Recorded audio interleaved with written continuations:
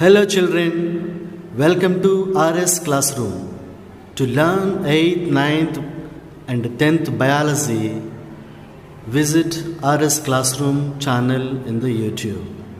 Now let us start the lesson.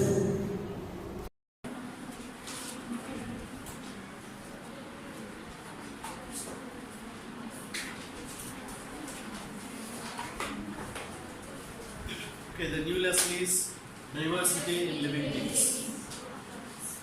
Okay, what is meant by diversity? For example, if you go to a crop, do you see different types of plants or same plants? Same plants you see. You see the paddy crop, all are paddy plants only. Is there any difference? If you go to the forest, you may see a variety of plants. So this existence of variety in the living things is called diversity or biodiversity. How many species are there on the earth? Millions of Yes. Millions of species are there. Still you have to discover many species. Here species means not the population. All humans on the earth are one species. All the neem plants on the earth are one species. So species means not population. A group of organisms which interbreed are called species. So a variety of species are there on the earth. How to study them? That we are going to learn in this topic. So as I said, there is a diversity on the earth, not only in the living things, even in ecosystem also. Hot springs, very cold areas like in polar regions, high mountains, deep seabeds, forest, desert. So a variety of ecosystems are there. In those ecosystems, a variety of living things we can observe. So how to study them? It's not easy to study if you find any new species based on the characters it has, because organisms share some common characters. For example, flowers. Most of the plants produce flowers. So that is a common character.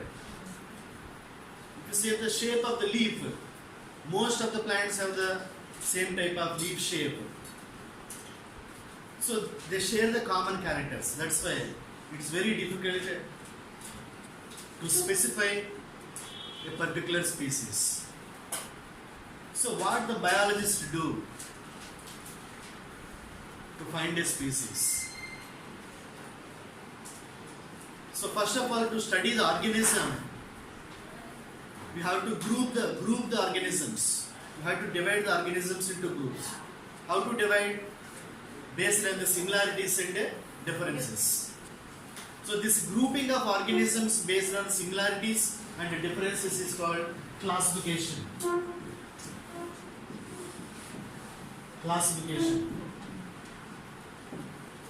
Classification helps to study the organism in a systematic manner. It gives the knowledge about the internal and external structure of the organism. So based on the similarities and the differences present among the organisms, we do this classification process. It helps to study the diversity in the nature. So in your textbook, some activities are given to understand the diversity.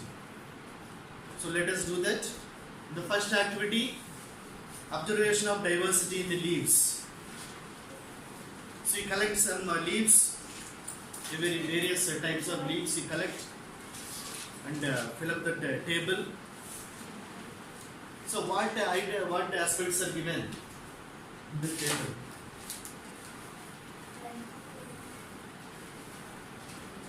So to fill up this table to find the diversity in leaves, First you have to know the structure of the leaf.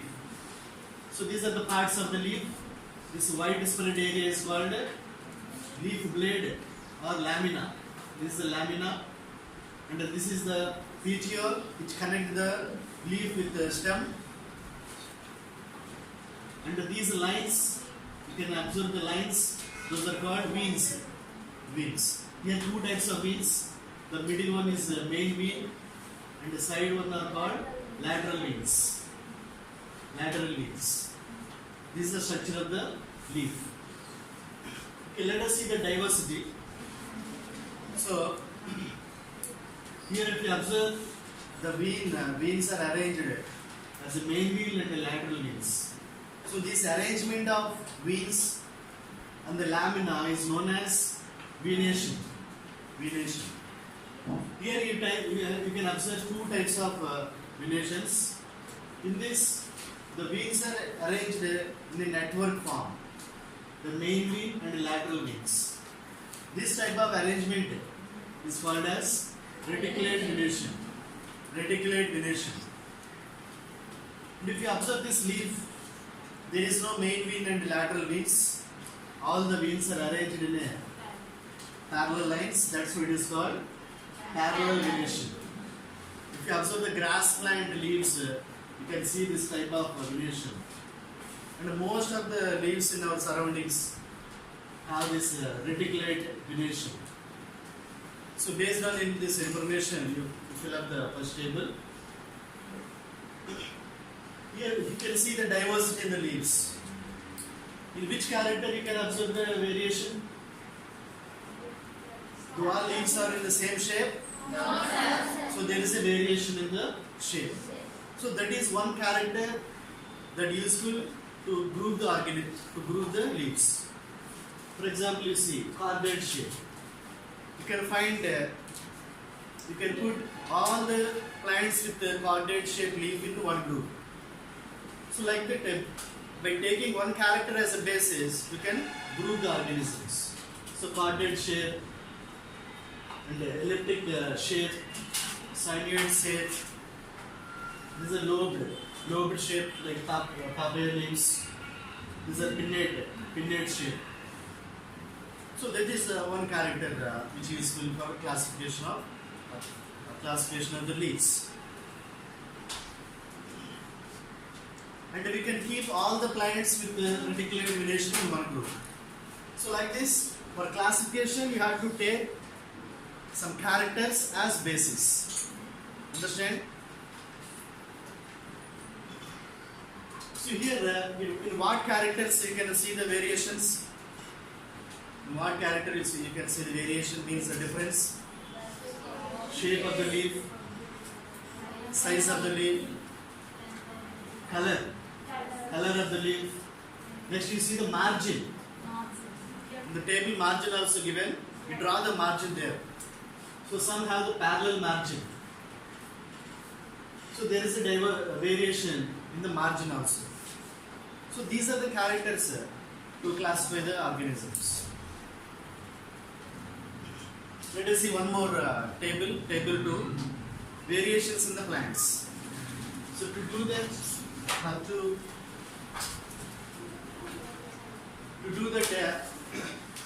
you have to know some points. In the length of the plant is length of the stem is given. So from the base of the stem to tip of the stem, you have to measure the length. Next, they ask the length, number of length between the nodes. So node means from where the leaves or branches or the flowers arise, that part is called node. For example, if you see the sugar cane. Have you seen sugar cane? Yes, sir. So these lines you can observe, these are the nodes. Here, the length between the two nodes is called internode. See here, the length between the two nodes is called internode. This internode length is not same in all plants. That is one character to take the basis for classification. Understand? Length between the internode is 1 character. And the next, flowers, arrangement of flowers. If you observe, there is only one flower. And understand, there is only one flower arranged from one knot. But in some plants, the flowers are arranged in a group. This arrangement of flowers is called inflorescence.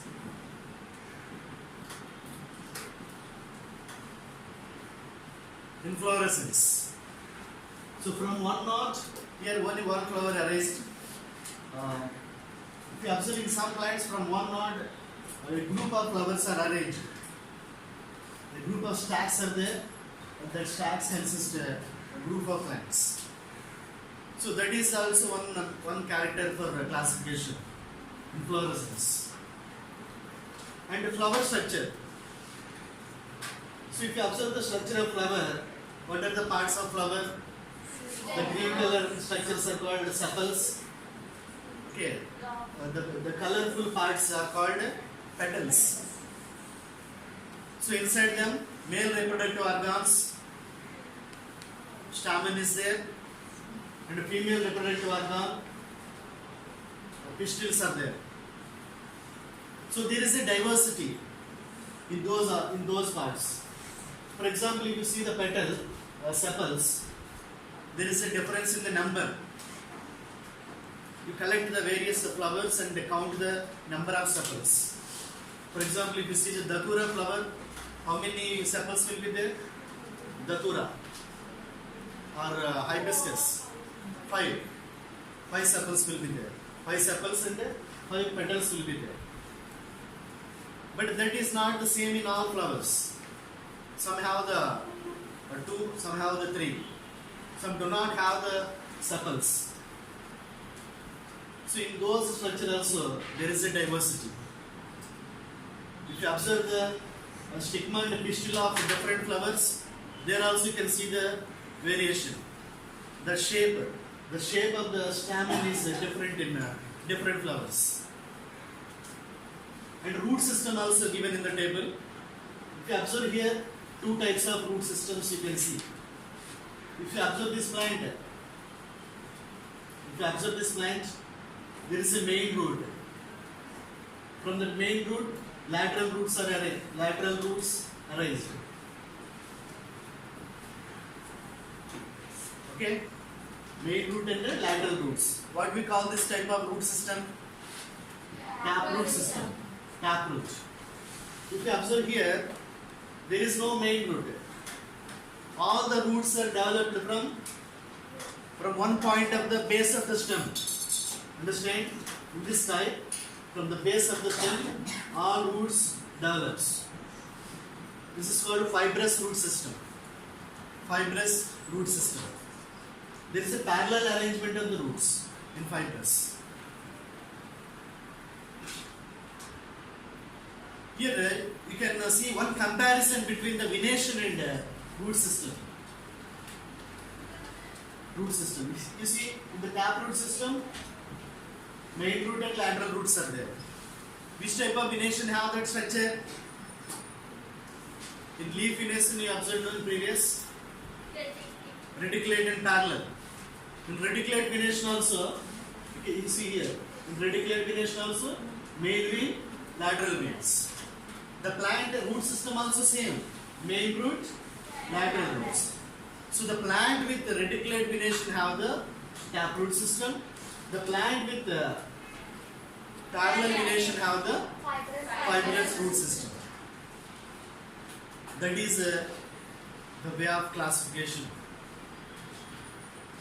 So you fill up the table 2 based on this information. And next one, finding organisms based on the difference in the seeds. Seed. You collect the seeds of various plants. Bean seeds, groundnut seeds, paddy seeds, wheat seeds. Okay, table 3. In table 3, variations in the seeds are given. So to observe the variation in seeds, first you soak them in water. Soak them in water. Then they will become soft. Okay, before going to observing the diversity in the seeds, first you have to know the structure of the seed. For example, you see the structure of bean seed. Bean seed. Okay, you soak the bean seed in water. What will happen? It will become soft, right? If you press the bean seed, what happens? The hard portion comes out. The layer will left in your hand, right? The layer that left in your hand is called seed coat. Seed coat. And you will get the hard part which comes out from seed coat. If you divide that hard part, how many parts will come? 2 parts. 2 parts. The bean seed will divide into 2 parts. That green color leaf-like structures are called cotyledons. You see here. The bean seed will be divided into 2 parts. These leaf-like structures are called cotyledons. Cotyledons. So most of the seeds have these cotyledons. How many cotyledons are there? 2 cotyledons. So what we call the type of seeds which have the 2 cotyledons? Dicot. Di means 2. Di means 2. That's why dicot. For example, if you see the corn seed, corn, mokkajonna, corn seed. You soak the seed and press the seed. So from seed coat, the seed will come. If you press that corn seed, will it divide into 2 parts? No, it not divided into 2 parts. It has only 1 part. That means how many cotyledons are there? 1 cotyledon. That's why what we call this type of seed monocot. What is that? Monocot. So that plants will have the monocot are called monocotyledons. So you fill up the table based on this information. You write the shape of the seed, color of the seed, and you find whether it is dicot or monocot. For example, bean is the dicot and corn is the monocot. You collect other seeds also like groundnut, paddy, and find whether it is dicot or monocot. So here, the number of cotyledons is 1 character to classify the plants into 2 groups. If the plant has only 1 cotyledon, that is monocot group. Okay? All the plants with the 1 cotyledon kept in the monocot group. All the plants that have the 2 cotyledons you can keep in the dicot group. So this is the way how to classify the organisms. We will see more activities to classify the organisms. So one more activity that you have given in your textbook. You do that activity. So in that activity you have to collect some plants. And in those plants you have to identify some characters like number of cotyledons, venation and root system. For example, if we see here 2 types of plants are there. If you observe this plant, so what is the type of venation? So parallel venation. And the seed. What is the type of seed? Monocot seed. And if you see the root system is fibrous root system. So if you observe this plant, the venation is reticulate venation. And the seed, if you observe the seed, dicot, 2 cotyledons. And root system is taproot system. So this activity helps you to classify the plants into monocots and dicots. So plants with 1 cotyledon are called monocotyledons. Plants with 2 cotyledons in seed are called dicotyledons. So what are the characters of monocotyledons? They have one cotyledon, they have the parallel venation and a fibrous root system. So there is a similarity in all the monocots. That is, all monocots have the parallel venation and fibrous root system. All the dicots have the reticulate venation and a taproot system. So let us do one more activity, classifying animals based on the similarities and differences. Here you can see some insects: mosquito, housefly, spider and cockroach. So do that activity that given in your textbook. So see the note on the characters. For example, number of wings. So in mosquito,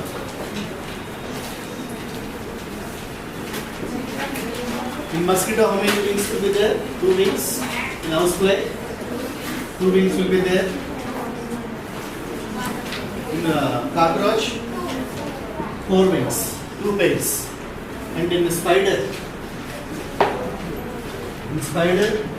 has no wings.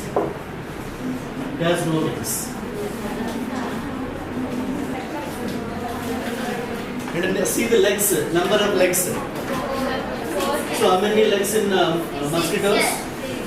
Yeah, 6. That means 3 pairs, right?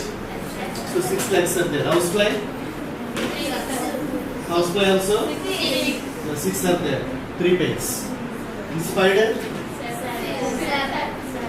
8 legs are there. In cockroach, so these are not legs. These are not legs. This is an antenna. So 6 legs are there. So do all have the same characters? So in which character there is a diversity? In the legs. In number of legs. In number of wings also. But what is the similarity? So the mosquito, housefly and cockroach have the same number of legs. So these three insects can be kept in one group based on that character.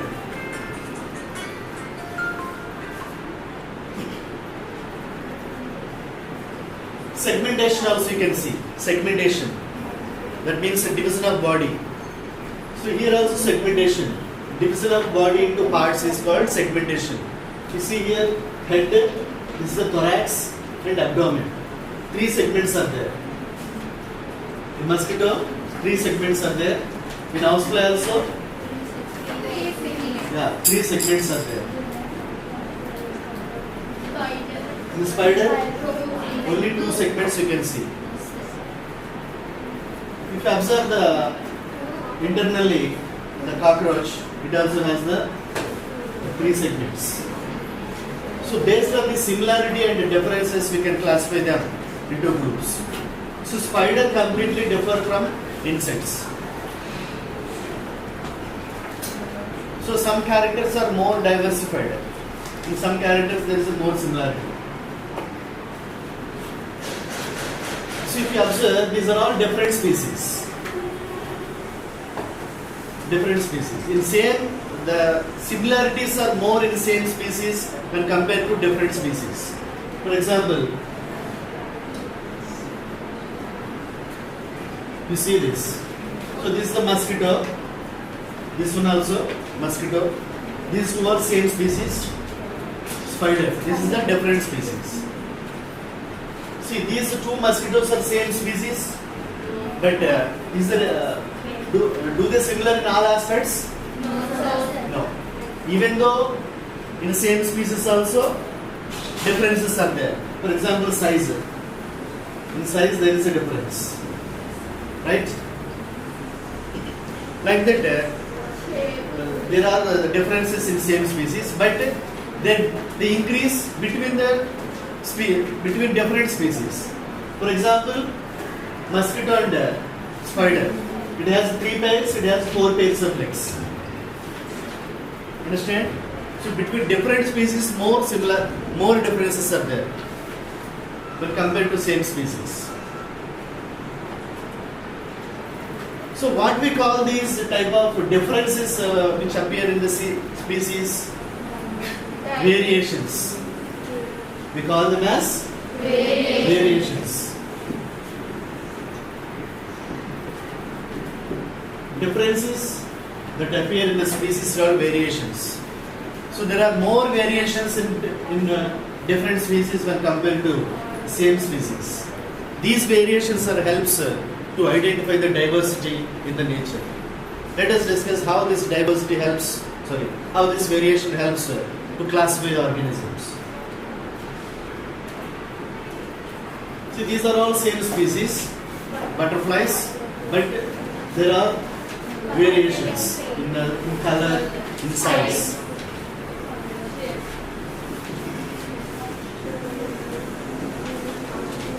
So these variations helps for classifying the organisms. So the systematic grouping of organisms based on the variations in view of evolution is called as classification.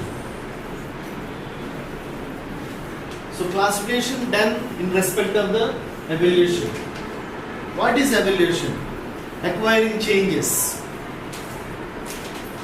If you apply this mobile phone, in the beginning there is a 2G mobile, right? Later 3G, 4G. In beginning there is a keyboard mobile, later a smartphone.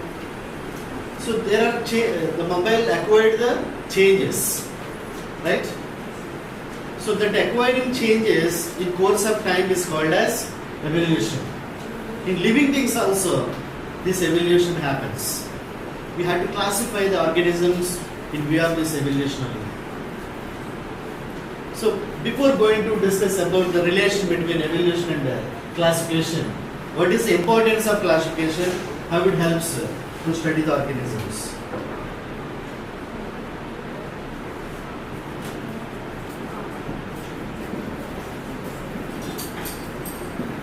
So classification helps to understand the interdependence and the relationships between the organisms in the ecosystem. And we can easily understand and get the knowledge of the organism due to the classification. And the classification gives the idea of evolution.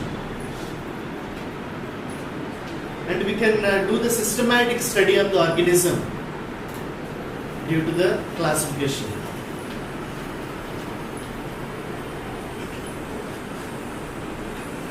So now let us see how the classification and evolution are related.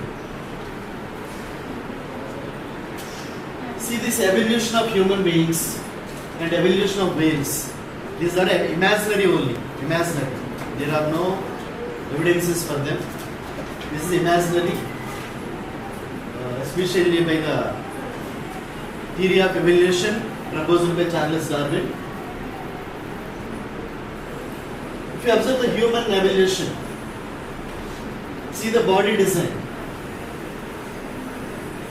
See the body design. In beginning, the human body design appears primates or monkeys. How much time it taken to get the modern human body design? It's not happened in within years. It taken millions of years. Understand? So evolution is very slow process. In every generation species accumulate the changes in the body design. So when biologists classify the organisms, they take the body design into consider. So whenever we find a new species, we have to classify in view of its evolution. That means the species ancestor should be considered. Ancestor's body design should be considered. The older body design is more basic to classify the organisms. So why do there is a change in the body design? Why? Because especially due to adaptation.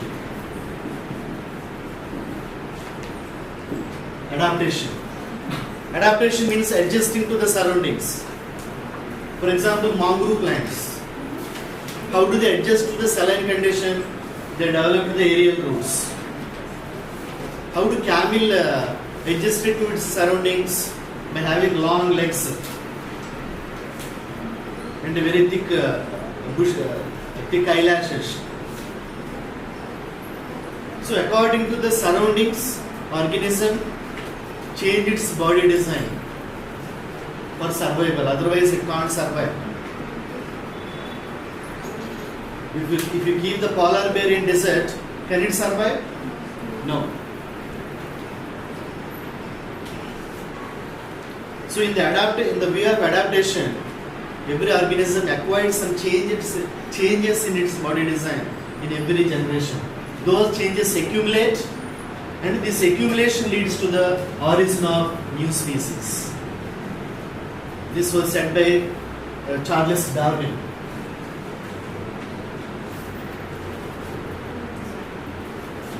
He wrote a book also on this concept of origin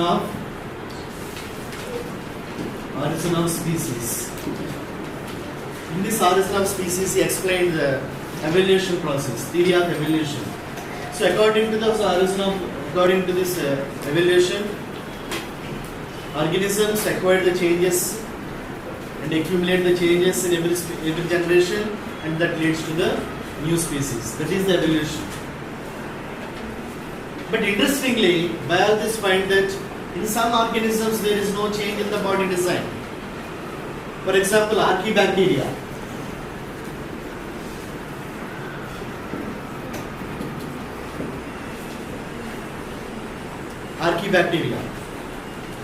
In archaebacteria, there is no change in the body design. That means there is no evolution.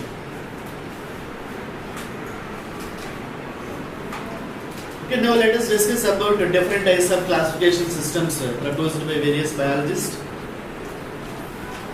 If you see the history of classification in India, in the first and second centuries of AD itself, classification started in India. Some of the famous persons, Charaka, Susruta and Parasar. First, Charaka and Susruta, they classified the plants based on the medicinal importance. This is Parasar. Parasar classified the plants based on the structure of flower. Classified mainly terrestrial plants, that means land plants. He wrote a book on this classification, that is Vrikshayurveda.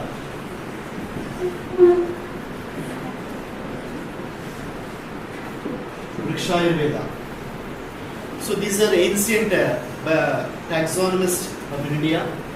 Now let us see different classification systems which are proposed throughout the world.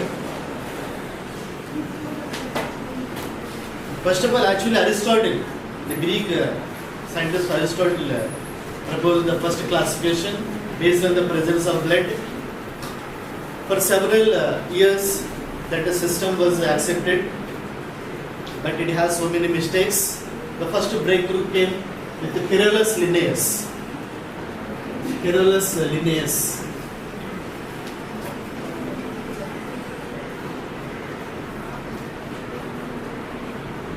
He proposed a two-kingdom system.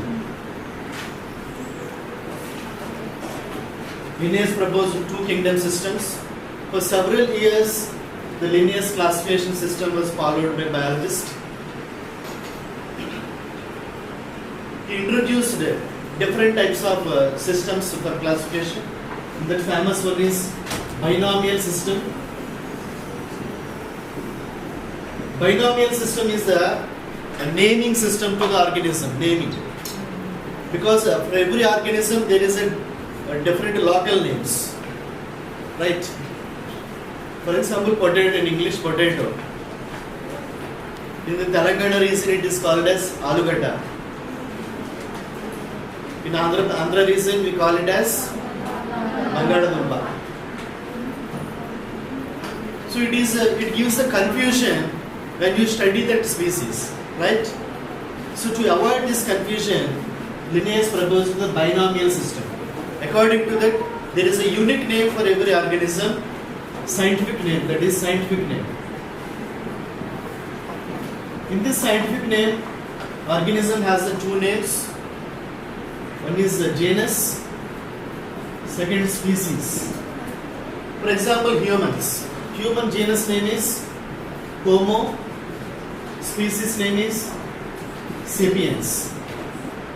The genus name should begin with the capital letter, the species name should begin with the small letter. Every organism has the scientific name. For example, coconut, Cocos luciferra. Mango, Mangifera indica. Mangifera is the genus, indica is the species. Paddy, Oryza sativa. Pavo cristatus, peacock. Every organism has the scientific name. So first, we taken the basic as species in the classification. Species, based on the similarities and differences. Next, he grouped the species into genus. That means he given some categories. Understand? In classification, he proposed some categories. The smallest category is the species, next genus. And based on the similarities, the genus are grouped into family, family is grouped into order, order grouped into class, class into phylums, phylums into kingdom. The largest category is the kingdom, the smallest category is the species. Species is the structural unit of the classification system. And this category order is called hierarchy. It's called hierarchy.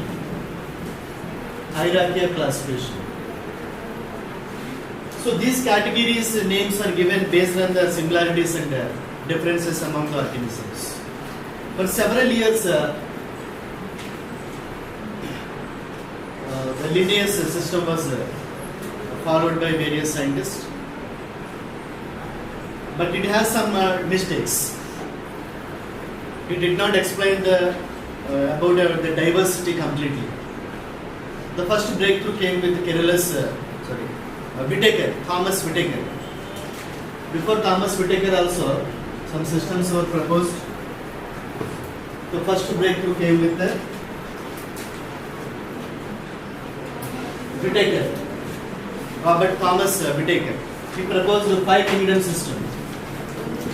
5 kingdom system. So let us see how did he classify the organisms into 5 kingdoms. First character is based on the nucleus, presence of nucleus. You know, based on the presence of nuclear membrane, organisms are divided into 2 groups. If the nuclear membrane is present, they are prokaryotes. If the membrane is absent, they are eukaryotes.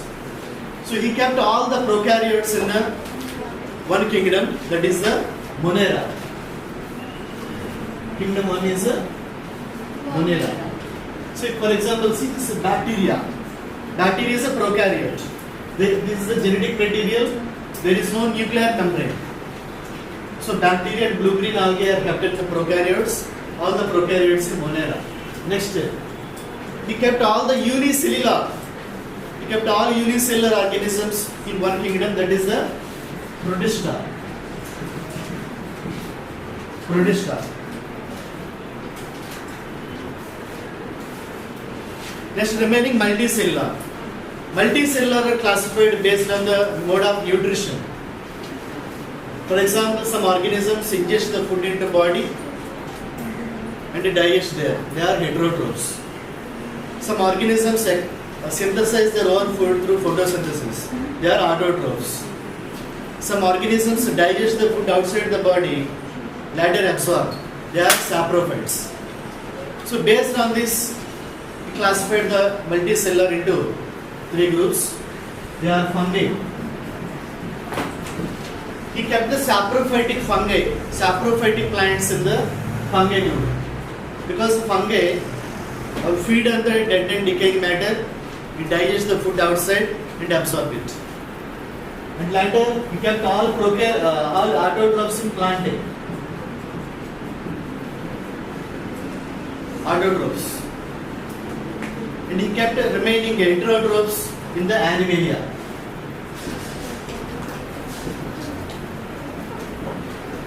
In animalia group. So here, to classify the organisms, he considers some basic characters like a present nucleus and a nutrition. Like that, we also can classify the organisms by taking some characters as basis. Even in Whittaker system also some mistakes are there. He did not explain the diversity. Of course, that is because of lack of development in the science at the time.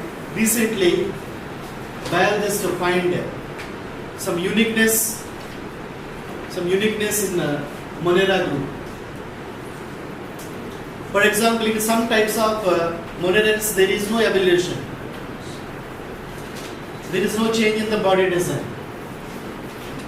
For example, Archaebacteria. In Archaebacteria, from its origin, there is no change in the body design. That's why this bacteria should group into separate. That's why recently some biologists again proposed new classification systems.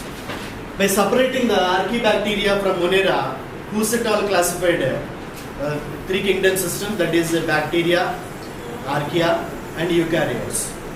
All the unicellular and multicellular kept in the eukaryotes.